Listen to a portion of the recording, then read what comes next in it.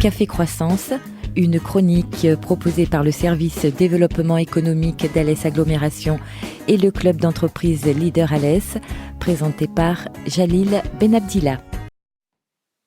Chers auditeurs, bonjour et bienvenue dans votre chronique économique Café Croissance. Aujourd'hui, je reçois un chef d'entreprise, Stéphane Ozil, qui dirige Ozil Conseil. Stéphane Ozil est membre fondateur du groupement d'entreprises Leader Alès et il en est le secrétaire. Stéphane Ozil, bonjour. Bonjour. Vous dirigez l'entreprise Ozil Conseil. Quel est le métier d'Ozil Conseil ? Alors, Ozil Conseil, c'est une agence réseaux sociaux et contenu web, c'est-à-dire que nous accompagnons les entreprises, les institutions, les associations sur les réseaux sociaux. On les aide à avoir plus de visibilité, à mettre en avant leur actualité, leurs événements. Et on les aide aussi à créer du contenu, donc du contenu rédactionnel pour des blogs, des articles de presse, et du contenu visuel comme des infographies par exemple, pour là aussi mettre en avant des bilans. Et depuis cette année aussi des interviews vidéo pour justement utiliser un petit peu de façon intéressante les nouvelles fonctionnalités des réseaux sociaux au niveau de la vidéo. Alors, vous travaillez sur l'agglomération d'Alès ou est-ce que vos clients sont un peu partout en France et même à l'étranger ? À 80%, nos clients sont dans la région, alors dans l'agglomération d'Alès, mais aussi dans la région de Montpellier essentiellement. Et puis, nous travaillons aussi avec d'autres clients, notamment en Savoie et un petit peu dans la région parisienne. On a aussi un client en Lorraine, une entreprise innovante en Lorraine. Pourquoi cette proximité géographique avec les clients ? Est-ce que parce qu'on peut imaginer que pour ces métiers-là, on n'a pas besoin de rencontrer physiquement son client, on peut travailler à distance avec les outils modernes. Pourquoi cette proximité ?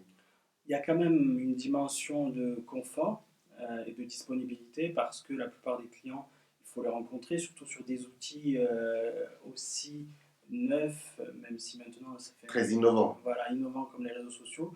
Il faut pouvoir expliquer, il faut pouvoir être disponible, donner confiance. Donc il y a une dimension là aussi importante de proximité. Après, c'est vrai que ça participe aussi d'un engagement, d'une volonté qui est cohérente avec notamment la participation au club d'entrepreneurs Leader Alès, qui est celle justement de travailler aussi dans le cadre d'un territoire qu'on a envie de faire avancer et qu'on a envie d'accompagner. Est-ce que, par exemple, il faut voir les dirigeants d'entreprise, notamment, pour pouvoir avancer sur une ligne éditoriale, pour avoir un petit peu leur philosophie, leur façon de communiquer, et puis de retranscrire ça dans les réseaux sociaux ? Oui, il faut alors, les voir, pas forcément les voir régulièrement, mais il faut dès le départ marquer cette étape de l'imprégnation de l'identité. Pourquoi ? Parce que les réseaux sociaux sont le sas de l'internaute avec l'entreprise, le sas de contact. Du coup, c'est très important à ce niveau-là de s'inscrire dans une stratégie validée, de la faire évoluer au même rythme que l'entreprise et d'avancer là aussi en suivant les étapes de l'évolution de l'entreprise. Alors, tout le monde, évidemment, parle de réseaux sociaux, les particuliers, les entreprises, les institutions. Quelle est l'importance aujourd'hui, en 2016, des réseaux sociaux en termes de référencement sur Internet, en termes de e-réputation on en est où ? La problématique est différente déjà selon l'activité. Si on s'adresse à des électeurs, si on s'adresse à des consommateurs ou si on s'adresse à des entreprises, les enjeux ne vont pas être les mêmes. Par contre, la constante et le point commun à tous ces publics, à tous ces cibles, comme on dit en marketing, c'est quand même le fait que les réseaux sociaux sont vraiment ancrés désormais dans les habitudes quotidiennes des gens. C'est-à-dire que s'ils se posent une question sur vous, c'est d'abord sur Internet qu'ils vont C'est un réflexe. Exactement. Ils vont aller chercher les informations dont ils ont besoin sur Internet. On dit googliser, par exemple, ça devient un mot disons, courant. Voilà, oui, Google, qui a d'ailleurs un certain monopole, avec 97% de recherches sur Internet qui se passent sur Google. Donc du coup, les résultats, votre réputation, votre e-réputation, c'est-à-dire ce que les gens disent de vous sur Internet, vont être tributaires, forcément, logiquement, de ce que les gens vont trouver. Et l'avantage des réseaux sociaux à ce niveau-là, c'est que si vous ficelez bien vos profils et que vous les remplissez avec les informations qui vous conviennent, les personnes qui vont trouver ces informations sur Internet vont trouver les informations que vous voulez leur communiquer. D'accord. Et notamment dans un cadre professionnel, pour une entreprise ou pour un cadre, un commercial, etc., c'est très important. Alors, c'est un double tranchant cette histoire, parce que j'imagine que pour, par exemple, un parti politique ou un homme politique, on peut donc donner une image favorable ou défavorable enfin, favorable de soi-même, défavorable d'un adversaire. Dans le cadre d'une entreprise, alors on se présente sous son meilleur jour, mais est-ce qu'on peut aller jusqu'à défavoriser un concurrent?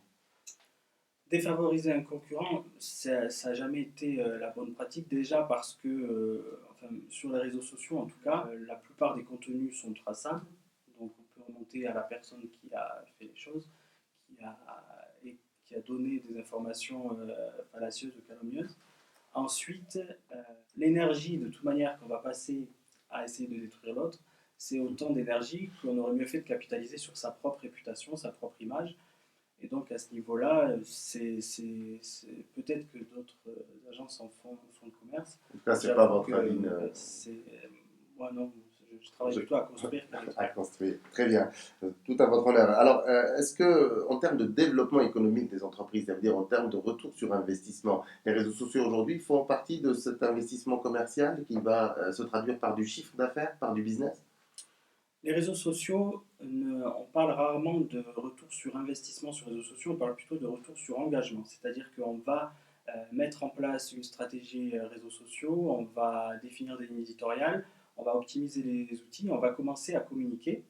Et cette communication, elle va se dérouler dans la foulée de la stratégie de l'entreprise, qui est déjà définie au départ. C'est-à-dire qu'on ne va pas créer une stratégie commerciale avec les réseaux sociaux, on va embrayer dans une qui est déjà créée et validée.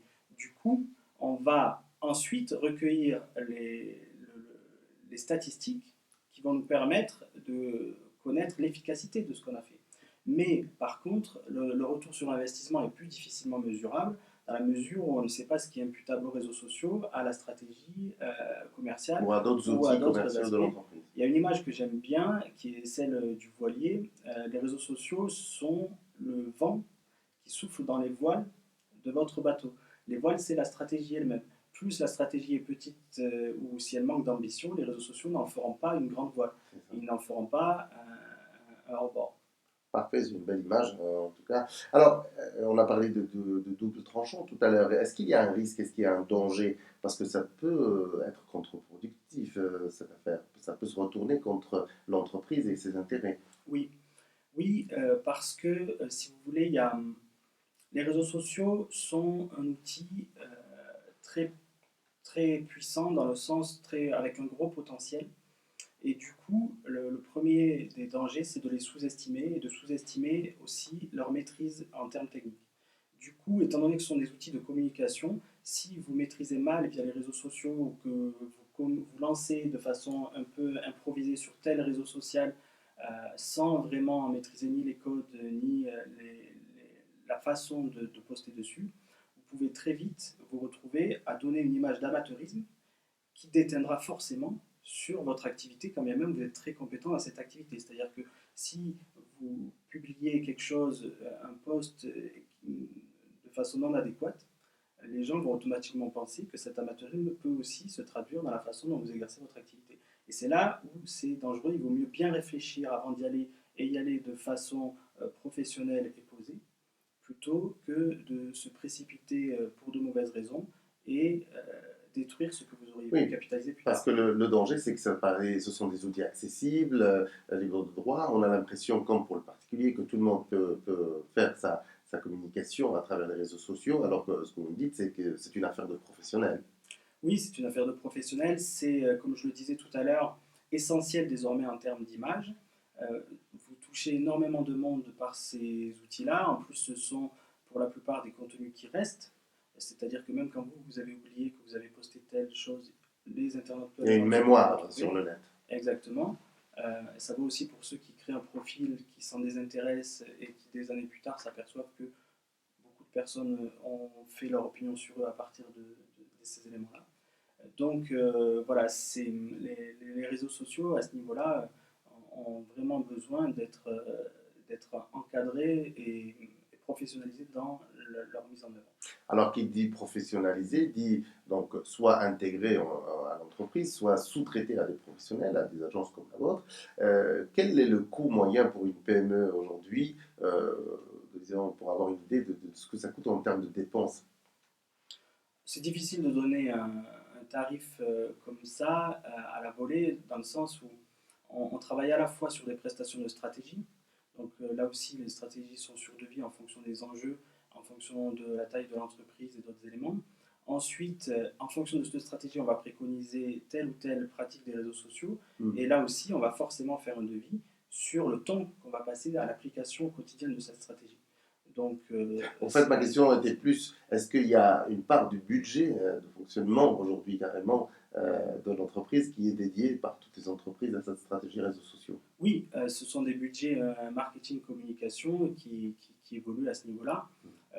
Si on parle d'un grand groupe, par exemple, peut-être que une partie du budget de relations presse va être consacrée désormais aux réseaux sociaux, étant donné que tous les journalistes sont sur Twitter, qu'il y a la possibilité là, de faire face à des situations de crise en termes de communication et d'éteindre plus rapidement les incendies. Donc c'est cohérent. Alors, à contrario, des petites entreprises, parce que dans notre territoire, par exemple, on sait qu'il y a 96% d'entreprises de très petite taille, est-ce qu'elles ont quand même accès, avec des budgets limités, à cette opportunité de développement par les réseaux sociaux?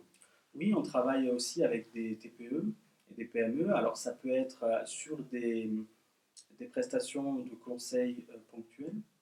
Ça peut être aussi, ça arrive de temps en temps, sur des transferts de compétences où ils ont quelqu'un en interne qui a envie de se perfectionner là-dessus. Que vous allez former. Et que l'on va former à partir d'une problématique bien définie, bien claire, pour pouvoir permettre à cette entreprise d'avoir justement cette maîtrise professionnelle de l'outil et de faire avancer les choses, de gagner la visibilité, éventuellement du réseau aussi, par ce biais. Diriez-vous que c'est un outil aujourd'hui non seulement essentiel, mais carrément indispensable?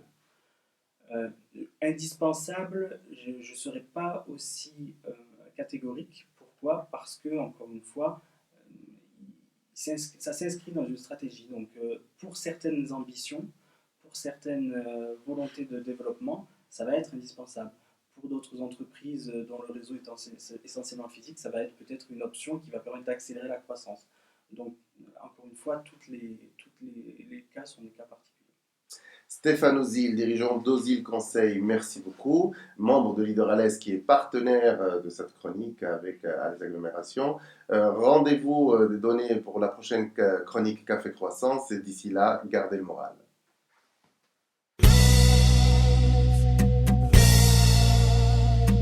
Café Croissance, une chronique proposée par le service développement économique d'Alès Agglomération et le club d'entreprise Leader Alès, présentée par Jalil Benabdillah.